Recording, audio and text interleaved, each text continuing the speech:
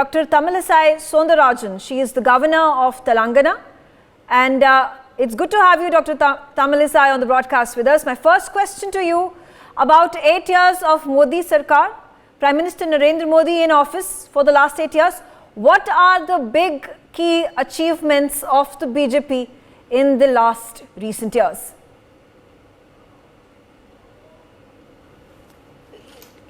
There are many achievements which I should mention here, but the greatest achievement I feel is provision of vaccines. Because as a doctor, I know because of the vaccine only, we could come across the challenge of the problem faced by the virus, and we had support of the government to overcome the economic crisis also, because 20 lakh crore and provision of loans to the vendors and all these things. I feel the greatest challenge is facing the corona, the pandemic. We are very much protected, and because of the vaccines. Okay, looking at specifically your expansive service, and when you took charge as the Lieutenant Governor of Puducherry and even now as the Governor of Telangana, what has been the biggest achievement that you have taken forward under the Modi era, and also talking about some of the challenges that you might have faced doing so? No, first of when I took the office at Puducherry, you wanted me to tell about Puducherry? Yes. Yeah. Puducherry, yeah. Puducherry, you all know it's a union territory, more responsibility. It is an administrative responsibility.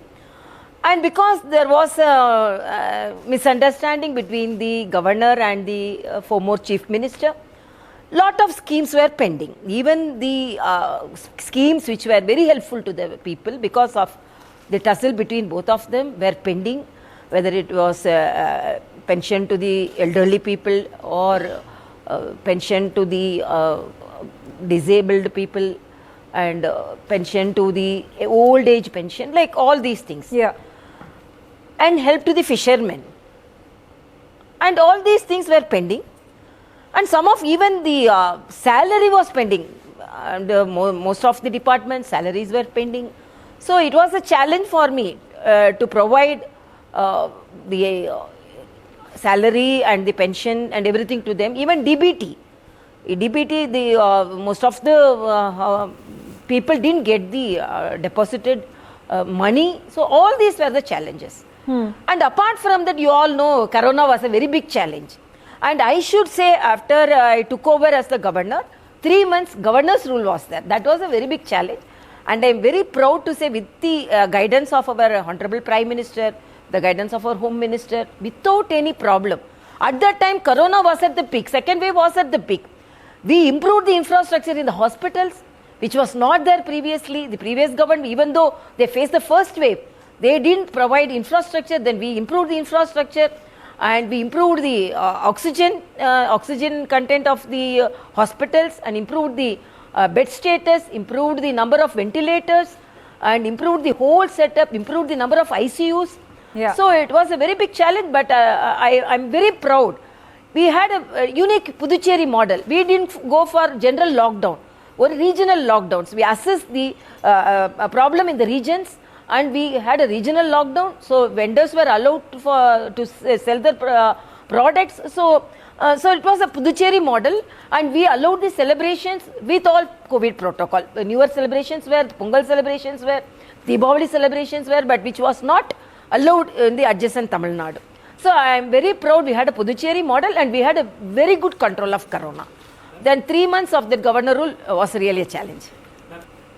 You've spoken so much about the pandemic and the challenges that obviously you faced in Puducherry in putting out these initiatives, schemes, campaigns, and completely managing the situation in a crisis that came your way. And kudos to you. But also overall, when you take a look at the central government and how the pandemic brought about a number of hurdles, what do you think has been the biggest challenge at the central level, at the national level for the Modi government?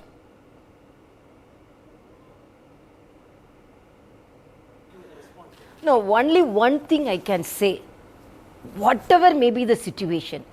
The whole world faced the challenge of the corona, COVID. So it's an extraordinary situation. It is not a smooth ride for any government. Even the developed countries were shattering, and they were all very jittery, and they were losing their lives, and they were unable to face the situation, the challenging situation. But India, with a 130 crore population, we actually everyone in the country, in the world, predicted, because of the crowd and because of the high population, because of the infrastructure, India will face more number of deaths, India will face more challenges than any other country. But we overcame all these because of our good management and a very powerful leadership of our Honorable Prime Minister and a eminent group of Council of Ministers. And I should say, we produced vaccines. How can they say the government which produced vaccine, which was a dream for medical students like us? We were longing for the import of medicines, vaccines. We used 130 crore. Now we are almost nearing the 100 crore vaccination. And we are providing booster dose for our elderly people, for our frontline warriors. And we are exporting the vaccine for more than 150 countries. So in a challenging, I am very sure, I can swear, no any other government except our Honorable Modi ji could have faced this challenging situation of a pandemic. Because even in a smoothly running family, if one person is sick, whole resources will be pooled to that sick person. But instead of that, we have bounced back. So nobody can say this because of this. In the 8 years, 3 years were the most challenging period. Yeah, we faced the most challenging period. So it is baseless allegation. They also know that. They also took the vaccination of our country, which was motivated by our Honorable Prime Minister. Prime Minister came to Hyderabad, to Bharat Biotech, to motivate the scientists. So these all, because of his motivation only, we could bring the vaccination in a shorter period. So these are the challenges. So it's a baseless allegation. Okay, all right. So there is also massive criticism that has come to you and your government with regards to the allegation that has been put forth that the ground reality is where the central government has polarized the people from different communities, Hindus, Muslims, Sikhs, and it is the minorities that are being targeted, they are coming under attack. How do you counter this allegation? No, this is, again I am telling, this is a baseless allegation. We provided vaccination to all. Nobody thought that because of their belongs to this region or belongs to this religion, some help from the central government is denied. This Garib Kalyan Yojana, I personally feel that as WHO has mentioned, because of Garib Kalyan Yojana, the free rice to the people, so there was no any discrimination. As our Honorable Prime Minister always say, give development to everyone. It is sabka saath.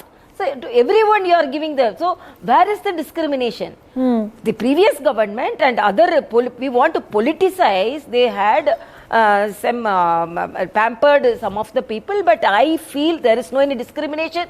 And you can see the history. You can compare the previous governments and the present government, where there is no any religious outburst or no any problem. Small things which could have happened because of the problem faced by some group. It is not by the government. Okay. I can say which minister spoke like that. Our Honorable Prime Minister is always respecting everyone, and he attends the program of all the religions, and he wishes for the festivals of all religions. Unlike Tamil Nadu, Chief Minister is not wishing for some of the Hindu festivals. It is not like that. So there is no any discrimination at all, I can say. Okay, all right. Now there have been some disruptions that have been caused when it comes to the ecosystem of our country, whether it is digitization or in terms of the welfare schemes that have been launched under Prime Minister Narendra Modi. How do you think this government has been able to strike a balance and work for all sections of the society, whether it is the poor, the urban or the middle class? Very good question, because everyone thought when our Honorable Prime Minister introduced the Digital India, and I should appreciate that he gave the name as BMAP, very good honor, great honor to our Honorable Bhimaram Ambedkar, and everyone criticized. They told this is a developing country. How the economically backward people and educatedly backward people, how they will use. But I have seen my vendor, my fruit vendor, a sister selling fish. She is using the pay app. So they have crossed that. Now everyone, even our auto driver, everyone, now even in the vegetable shops, they are telling we are receiving digital payment. Okay. That is a great achievement by our Honorable Prime Minister. So nothing is impossible. Everything is possible. When India can march forward with Digital India, everything is possible in India.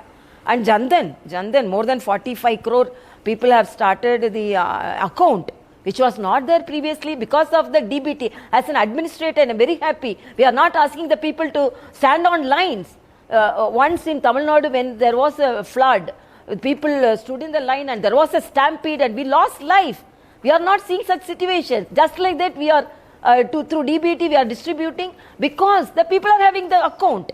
So Honorable Prime Minister very categorically planned his schemes. First he started the accounts, then he provided DBT. So these all very meticulously planned, and okay. I'm really very happy, and I have to laud his meticulous planning. All right.